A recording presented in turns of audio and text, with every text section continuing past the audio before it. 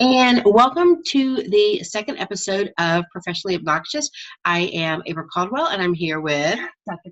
Cameron. And today we're going to continue talking to you about tribes. And this episode is going to get pretty real. It's going to be pretty vulnerable. I'm going to tell you about my failures and my relaunch. Not your failures. You know. It's very successful. So we're gonna see how April does. April's not. She's very new to the being real and vulnerable, and I'm very proud of her progress in this. But what she's gonna do is share with us her story about her first tribe that she built, and it was called Wine, Women, and Wealth, and it was an amazing group of women that she put together to help further her passion of training women, empowering women in financial literacy. And so she's going to share with us about how that started and how that came about, and really the dissolution of that tribe and how that tribe ended up kind of breaking apart. And then you say breaking my heart? Breaking your heart. Well, it did do that. Yeah. Did do that. And then we're going to talk a little bit more about how she came to her relaunch, as she calls it, the new and improved tribe called Trailblazers, and kind of what that tribe looks like. It's still in existence now. It's an amazing new group of which I've been a part of both Wine, Women, and Wealth and Trailblazers. So I've gotten to see this leader build both of those tribes and bring together some amazing, powerful women. And April has been the leader for both of those groups. It's been a journey.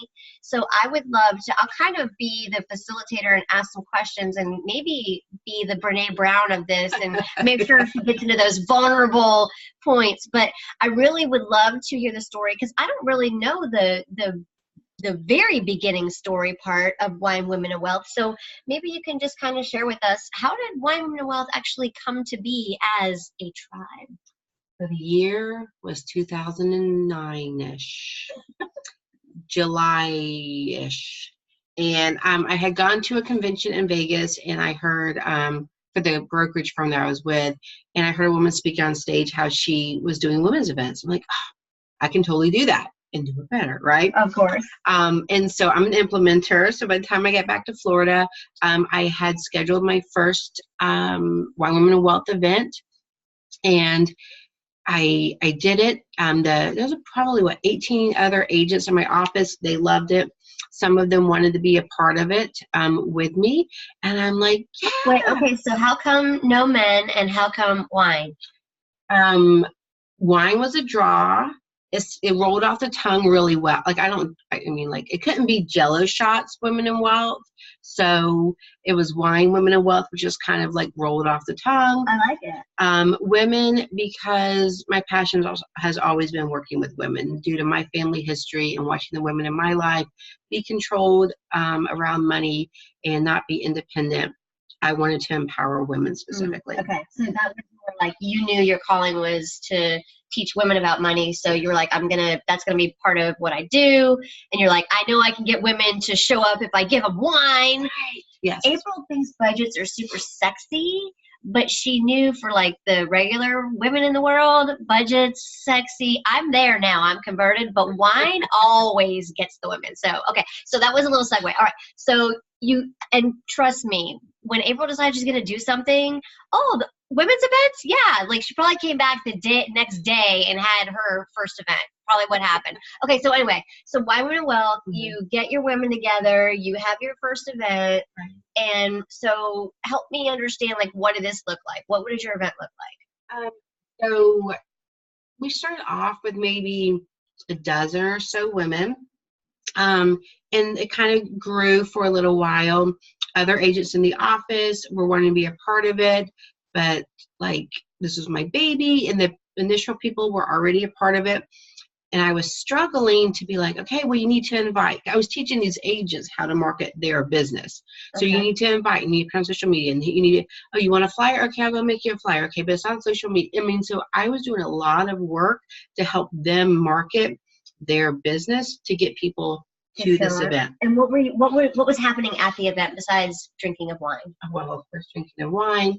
And it was, I'm trying to think, I think, was it initially just financial education, and then I started bringing in other speakers. It was probably similar to the format of Trailblazers. So we would have a speaker, so an organizer, another like product provider, like an attorney to talk about estate planning, and then we would talk money, but like really financial calculations, terms, more strategies than mindset. But there was 1 month, I will be honest, out of years of doing this, there was 1 month I sat by myself. Not a single soul showed up. I was crushed, but these were free events, so I wasn't charging. I was paying out of pocket for the food and the wine and all of this stuff. And then giving away your expertise, your financial expertise to these women, training them on very technical money stuff, great free training month after month, and bringing in attorneys and speakers on whatever. Okay, so you had about 12 women a month? Usually, 20. And it built up over the years to where there was, so it got to be where I let 8 other agents participate in Wine, Women, and Wealth. Okay, so they got to bring their customers in and drink wine and have food and participate. Yeah, and then we started splitting the cost. Oh, good. Okay. Yeah, and it got to where there was maybe 24-ish women in the room, but it was still the bulk of the people in there were mine, and then one other person's. She and I would have 20 of the people that, 4 others came from the other 8 participants. Right. And there was just a lot of drama around this. The people that weren't, invited to participate in this, because, there's just a lot of reasons why I wanted to keep this close. And this grew to a point to where someone in another state trademarked the name, and I was getting cease and desist letters from like the West Coast. I don't know. And so I contacted my attorney. She's like, nope, you're good. You started this first. And so it was just a constant struggle. It was a struggle with the legal side of it. It was a struggle with the marketing. It was a struggle with the people that I invited to be part of this, and they weren't doing anything, and I was having to pick up their slack. But the room had usually 24 women. We'd come, we'd drink some wine, eat some food, do some education, and then everybody would get up and go home.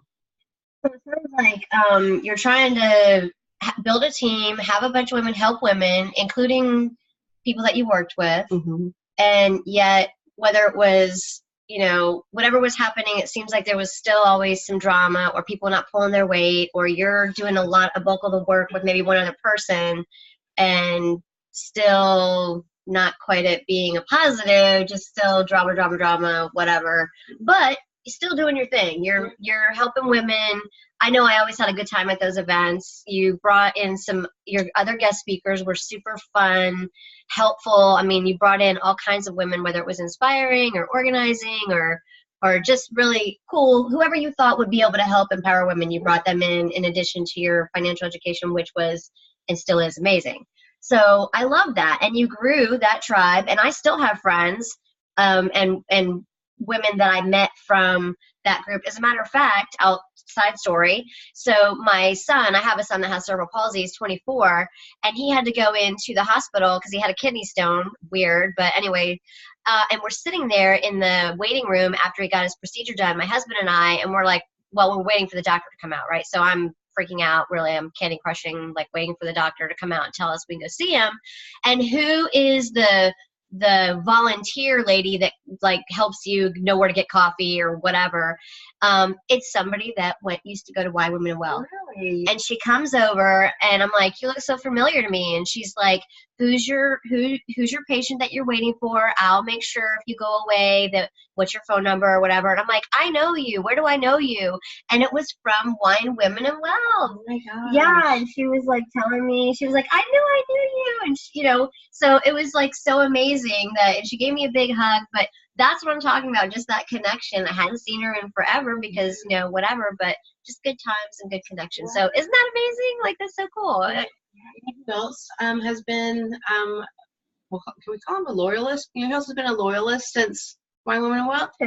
Ardra. That's exactly And I remember she was sitting in the back row, and I went up to her and I was like, I gotta meet you, Audra Jones. Like, just her energy. I was like, first of all, she's gorgeous, and it's true. Yeah. And she still tells that story about this crazy lady, because I was like, I gotta know you. You know, so it's amazing how these, you know, you connect, and you go and you're just in this big tribe, and then all of a sudden the vibe comes, and you're like, you gotta connect. And those connections, they last longer sometimes than the actual tribes. All right, so back on track. Okay, so anyway, so it sounds like some drama. Continue with the story. So we know that Wine Women Wealth, we're not there. We're not with that tribe anymore. I don't even know if that tribe exists anymore. So tell me the story. So I think I built this for 7-8 years. Yeah. Every month, January through October, we'll call it 8 years. I think about that, 7. And I decided that I was going to change how I did my business. That I was going to leave that brokerage firm. I was going to take what I created, which was Wine Women Wealth. I had bought a logo, had a logo designed. I had built this up. I had built a Facebook page, you know, and really built this up to a point to where it was something tangible and something that was making money, right? You know, I mean, it was leading to clients. And I was going to leave this brokerage firm, take it with me, and I was an independent agent, so it wasn't like there was any IP or anything like that. So the person that was my friend, best friend, no, she was a friend. She was like my work wife. I was concerned about her and leaving her in a lurch. So we went and we had dinner. I'm like, look, I'm leaving. This is what, you know, you've helped me the most with this thing that I created. I want to be fair to you. Right. And we hugged and, you know, parted ways. And when I went in to give notice, which I wasn't required to do, to the owner of the brokerage, he said if I tried to take Wine Women and Wealth, that he would sue me.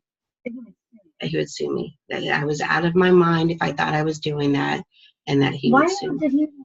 I don't know. Because I had built this. It was successful. It was. I know. So that's what happened. Wow. And so you know, I got some advice from people around me, and I decided if I'm going to make a new start, I'm going to become a woman's money coach. I'm going to become April Caldwell Inc. as opposed to an agent at a brokerage. I needed to just make a clean break. Wow. And so I left it all.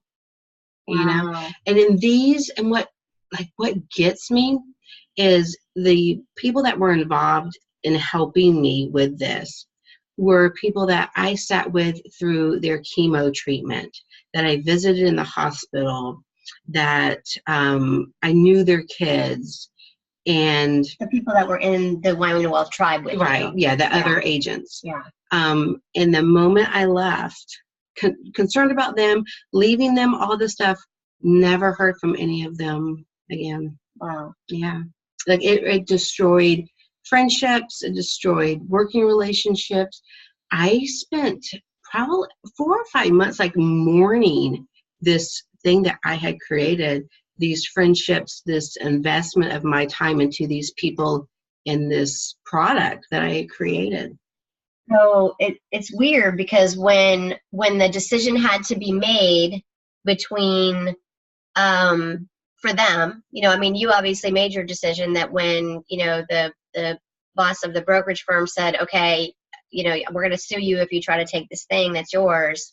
You said, okay, fine, I'm not going to fight this. I'm going to make my clean break. You made your decision, which was probably partly so you could salvage your friendships. Yeah. You know, fine, have this thing, friends. I don't want to destroy this relationship. But when your friends kind of had to make that choice, it sounds like they felt like they didn't have that. It's weird because it's whatever reason, it's like they felt like they had to pick. They couldn't keep the the tribe and then still be friends with you or something, which is the sad part to me, because they probably could have. Yeah. There wasn't any reason not to still maintain the relationship with you. So that's kind of weird. The woman I sat with through chemotherapy, because her family didn't go and sit with her. I sat with her through chemo. I went and visited her after surgery. The one thing that she didn't say it to me, she asked somebody else, well, what about the napkins I just bought? That was her concern, not like, anything about our friendship, our relationship, or it was, she had spent like $12 on napkins and wanted to know if I was leaving the napkins that she had just paid for. So, and I think that's why you were mourning, because it makes you question, like, what was that tribe? What was the depth of those friendships? Or, and you know what, I kind of, like you saying this now, you know what I realized? That wasn't a tribe. I thought it was. I wanted it to be. You wanted it to be. But it wasn't. I acted like it was. It was for you. But you were pouring in. You were growing. You were putting in, trying to help. I mean, for you it was. Right. It wasn't for them though. Right. And I didn't see that. Like, you didn't know that. Yeah. So maybe they didn't know that either until it came to that crux. Yeah. Maybe, I mean, I don't know that. Yeah. I don't know. All right. Boo. Negative vibe. Moving on to the rest of the story. Okay. The rest of the story. We're going on to the rest of the story before I have to go kick somebody's ass for making my friend sad. Bitches. But you know what? It was the best thing. It was the best. It was the best. It was the best thing. And here's the thing about stuff like that. Look, guys, and even though I just said bitches, totally not true. I love all of them, because here's the deal. Everybody's on their journey, and all of that stuff that happened is not in any way, shape, or form negative. I love all of those women to stick to date, every single one of them to date. Like I just said, I saw that lady, gave her a big hug, every single one of them, because we're all on our journey. So are they. They grew, we grew. April had to have that happen. April was on her journey of growth, and she was never leaving Wine Women Wealth. It never would have happened. She never would have left there if she hadn't been forced to by that happening. So I don't hold it against any of that happening, any of those women. This is just the universe, and the way the universe had to go to get April off of her butt, to go off on her own, to pursue her passion, which was not being a financial advisor or whatever her job thingy was, but to do her own passion, which is being a money coach to women so that they can live the lifestyle that they want to without guilt and whatever her tagline thingy is. And that wasn't going to happen. She was there for her 9 years with Women in Wealth, and this was the catalyst. So I love and adore all the women that helped you with your journey. And for whatever reason, those decisions had to be made to get you where you are. Yeah. And so it did hurt then, and it hurt them as well. I know it did. And so now we're moving on to why all that had to go down and why we had to have that little piece of our heart ripped out, because now we're going to talk about the new tribe and how that came about. So tell us about what's going on now and talk to us about Trailblazers. I love Trailblazers. Trailblazers is my heart. So I knew I wanted kind of the same format. I had success with it in the past with Wine Women and Wealth, but I wanted it to be bigger and better. And so I got coaching, right? I think that we need to invest in ourselves. We need to invest in coaches. So I got a coach who helped me formulate my plan for Trailblazers. So not just think of it as like transactional, but think of it like what I wanted to build.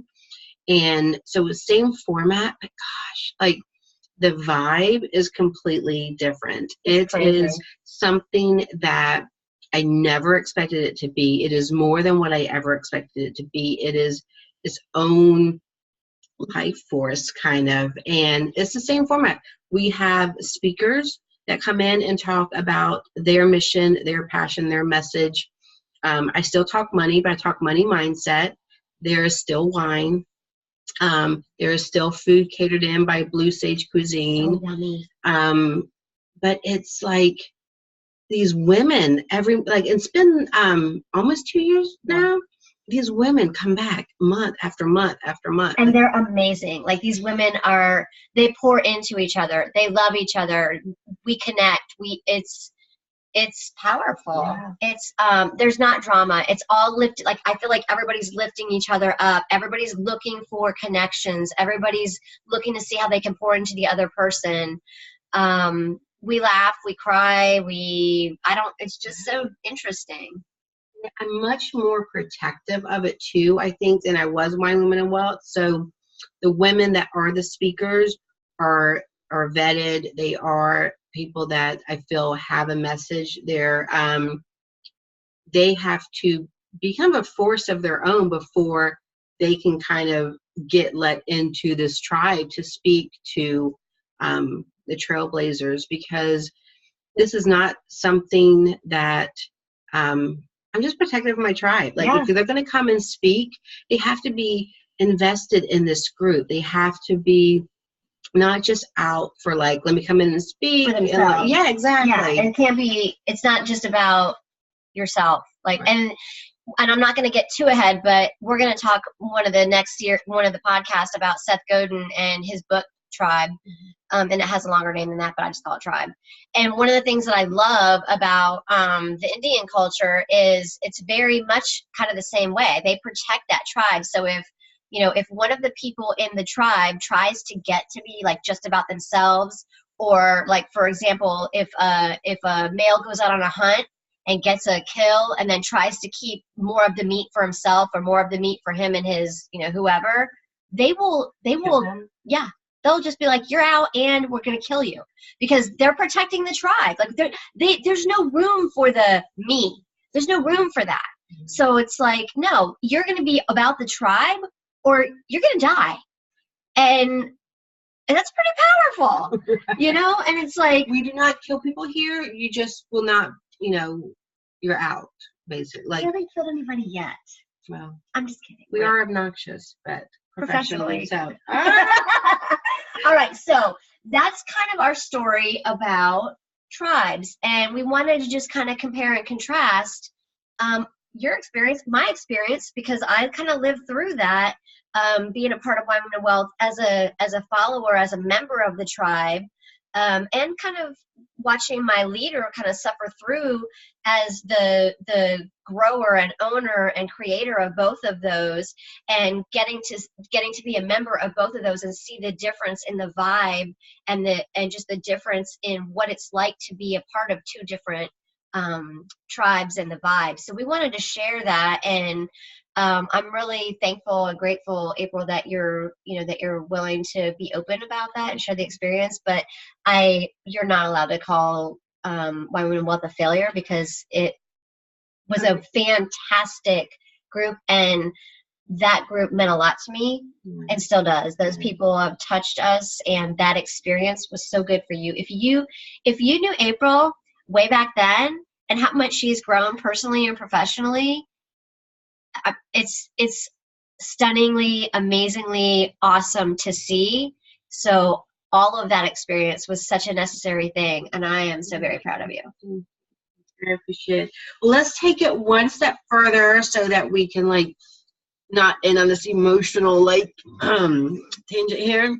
I know, right? So let's talk about what we've created together, right? So let's take this one. So Wine Women in Wealth, Trailblazers, and now our women's event, which last month was called Expo, which going forward is called Navigate, a Women's Summit. And so just to touch, so out of Trailblazers was I call it, our event, it's on stilettos, right? So it's bigger, there's more of it. And the one thing we got amazing feedback from it, but the one thing that I was told over and over was that the energy and the vibe at our women's event was completely different than anything that anyone had experienced before, which I think comes from the tribe that has been built. Yep. Don't you think? I totally think so. Yeah. So definitely, we this women's conference that April's talking about is our one day or half day event that we love to put on, where we bring all of our most powerful, awesome, amazing women that we want to put in front of you together. And they're great speakers on all kinds of topics. So our next one is called Navigate, a Women's Summit, and that's coming in, what's the date? September 23rd. 23rd at UNF here in Jacksonville. We will be taking it national, so be looking out for that. But that's just a little segue. We're not telling you everything, but we wanted to let you know that we wanted to create together yet another tribe, and that's what we're doing with Navigate a Women's Summit. Yeah. So join us on our next episode as we talk about why you should have a tribe at the office. All right. Until next time. Bye. Bye.